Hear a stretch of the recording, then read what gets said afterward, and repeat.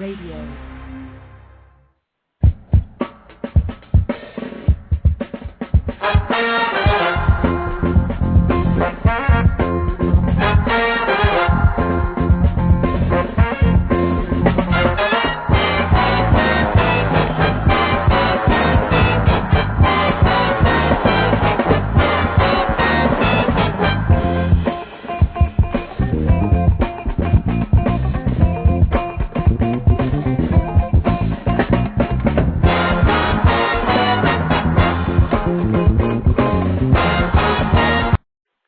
Welcome to Blog Talk Radio on this Thursday, February 4th, 2010. You're listening to the Alamo City Q's of the Psi Alpha chapter of Omega Psi Phi Fraternity Incorporated, located in the city of San Antonio, Texas. I am your host, Brother Dr. Mateen Diop. And today we will be talking to one of our favorite brothers, Brother Keith Parker, a fairly new member of our local chapter here in Psi Alpha, but of course a very seasoned brother in the fraternity, so we're fortunate to have him on with us today. So you can find more about the Alamo City Q's if you visit our website at www.alamocityqs, that's QUES.com. There you will find links to all the things we have going on in Psi Alpha, all the things we have going on in our city, because we do try to be men about the business of Omega and men about the business of our local community. So we do all that we can to help support the people in our community and help support one another, because we do like to fraternize and do the things that we do, things that are native to Omega. So also, while you're on our website, you can click on several links and see what we have going on, but click on the link called Omega Spotlight. And then when you click on that link, you'll be taken to a place where you can listen to past interviews. You can listen to today's interview with Brother Parker, and you can listen. You can download our interviews via iTunes and listen on your favorite music player, MP3 player. Listen while you're on the road. Do what you have to do. There are many ways you can get in touch with the Alamo City Q's, because we do have a lot going on in our city. We have a lot of things going on in the fraternity altogether, but here at the Alamo City Q's on Blog Talk Radio, we like to talk to our brothers, our local brothers here in the city, and kind of see what they have going on and basically spotlight them and let everybody know about the good things we have going on. So today we have a real special guest, his brother Keith Parker. He's the Chief Executive Officer for the Via Transit Systems here in San Antonio, Texas, now a member of the Psi Alpha chapter of Omega Psi Phi. And he brings his rich and extensive history to San Antonio from the city of Charlotte, North Carolina, where he held a similar position. So we're going to be talking about Brother Parker, and I think I have him on. What's going on, Brother Parker? Everything's beautiful. Hope you're doing well. Man, I am doing well. Thank you very much for calling, man. I know you are real busy, and I really want to thank you for calling today and joining us on the show, man. You ready to get started? Absolutely. All right, but first, man, I just wanted to ask you, I was listening to an interview you did when you were first named the CEO of VIA. In your introduction, you said you had a love for public transportation. Man, where did you get that love for public transportation?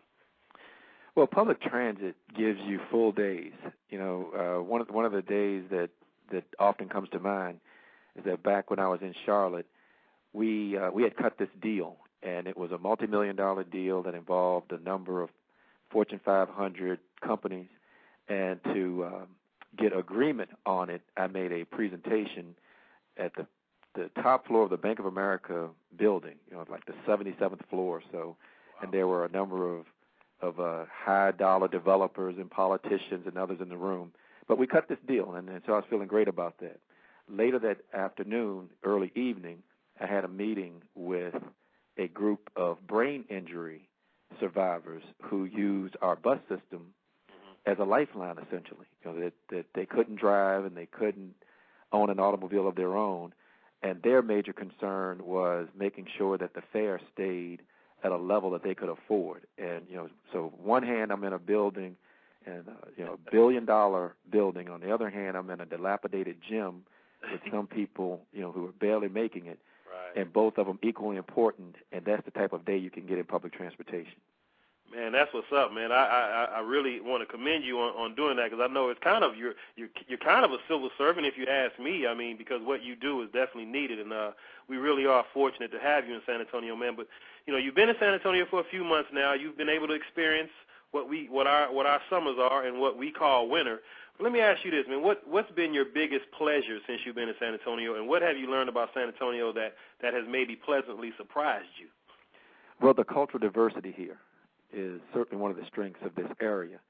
That, you know, being so close to Mexico, and plus having the flavor of Texas and all of its uniqueness, those things and the types of people who this community attracts, especially the military folks who are bringing a perspective, a worldwide perspective. So the fact that you can, in 20 minutes, you may meet somebody who has just left from Afghanistan, and then another person who lived and their family's been in San Antonio for 8 generations. And those types of individuals all telling you about their life and some of their experiences, you learn a lot. And that's what I've been able to enjoy here, is that the multitude of the people and all their various backgrounds and so forth, it's never a boring day. I know it can't be, man. Now, I know you hold an MBA and from the University of Richmond. You're from the Virginia area. You have a master's in urban and regional planning, and you're a very educated brother. And I know that you now sit on the chair of Goodwill Industries. First question is, why Goodwill Industries? Out of all the industries that need your help, obviously, why did you choose Goodwill? Well, I'm not the chair, but I do serve on the board with those fine folks. But they contacted me actually even before I moved here to San Antonio. Okay. That I thought, in fact, they had heard about my background, and I was contacted by the CEO and and several other folks, and they just really are wonderful people, and they are engaged in activities that really do bring real benefit to this community. And I have been previously engaged with Goodwill in other cities that I've worked in, and it was an easy choice. Now, you're right in that when you have a position like mine, you get contacted quite often from a number of different entities who would like you to participate with their particular cause or group and so on. But Goodwill fits right in there with what we're trying to do as an organization at VIA and me personally, in that it provides a helping hand to people who want to help themselves. And I'm firmly a believer of that, and if I can contribute to that group in any way, I think it'll be worth my time. That's what's up. You're listening to Blog Talk Radio, the Alamo City Q's of the Psi Alpha chapter of Omega Psi Phi Fraternity Incorporated. We're talking to Brother Keith Parker. Keith Parker is the CEO for VIA Transit Systems here in the city of San Antonio, talking a little bit about his background, man. Tell us a little bit about where you come from and, what makes Keith Parker Keith Parker. Well, I was born in Petersburg, Virginia, a small town pretty much in the middle of the state of Virginia, about 20 miles south of Richmond, and grew up there. Went to school in almost all in the Central Virginia area, but I've always had a quest for learning. And whenever an opportunity has presented itself for me to take a real risk, I've tended to do that. An example of that would be when I first got out of graduate school, I had an opportunity to work in various places around the country. And I thought, well, which one is going to be the most challenging and the biggest stretch? So I ended up moving 3,000 miles to Washington State to become the CEO of the Transit Authority in Vancouver, Washington. Wow. And if you don't know much about Vancouver, it has an African-American population of 0.5%. Wow. And so I wanted to do that because it moved me geographically as well as made me become more adaptable culturally, and was able to successfully navigate that change. And if there's anything I would say that makes me me, it's the willingness to take on new and different challenges and not be fearful of the complexities of what those types of challenges bring with them. And VIA would be a perfect example as well. I was really comfortable, had a great situation in Charlotte, but when the VIA folks and the recruiters came knocking and mentioned what are some of the things you all were trying to accomplish here, including mentioning that there was a failed vote for light rail a while back, they got my competitive juices going, and I thought this would be a good fit for me and my family. Well, I'm definitely a proponent of that light rail, so when it comes up again, you got my vote, man. All right. Let's move on into your fraternal life, man. What year did you enter our fraternity, and, where were you made?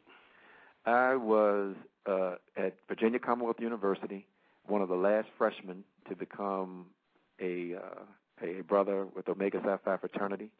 That was back in the spring of 1985. my line was blood, sweat, and tears, and I was blood, and I won't tell you why they called me that. I'm sure we can figure that one out, man.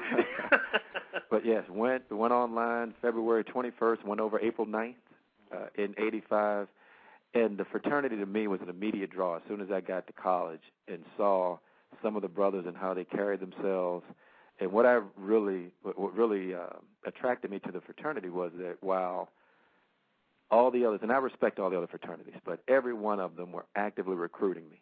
Mm-hmm. The brothers never made any. The brothers of Omega Psi Phi never made any overture. I mean, not one.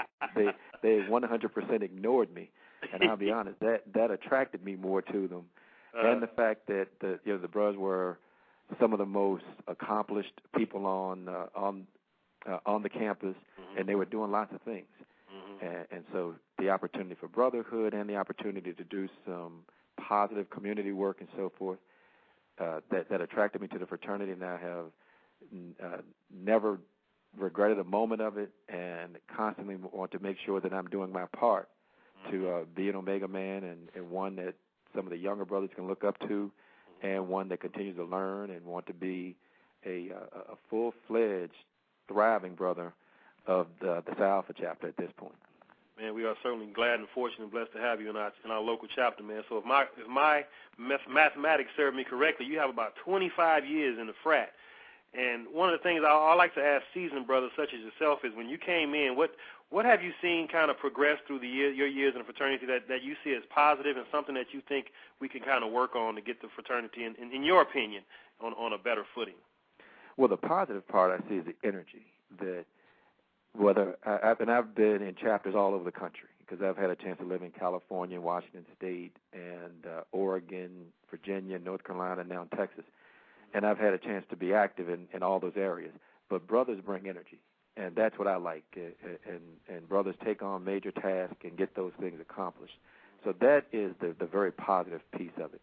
The thing that we continue to struggle with is, on occasion, we have men who really aren't yet men who join the fraternity for some of the wrong reasons. Mm-hmm. They join the fraternity for colors. They join the fraternity so they can bark. They join the fraternity so they can step and pick up girls, mm-hmm. versus joining for real brotherhood and the opportunity to contribute. Mm-hmm. And brothers, you can tell them in a 30-second conversation, mm-hmm. because if the first thing that comes out of their mouth is, bro, tell me how to pick up girls, mm-hmm. versus tell me how to be a better brother, right, then you already know, what side they've fallen on. Mm-hmm. And I think we've got to do a better job of really selecting the type of men we want to come join us, because, as we all know, 100 strong brothers can be tainted by one weak one.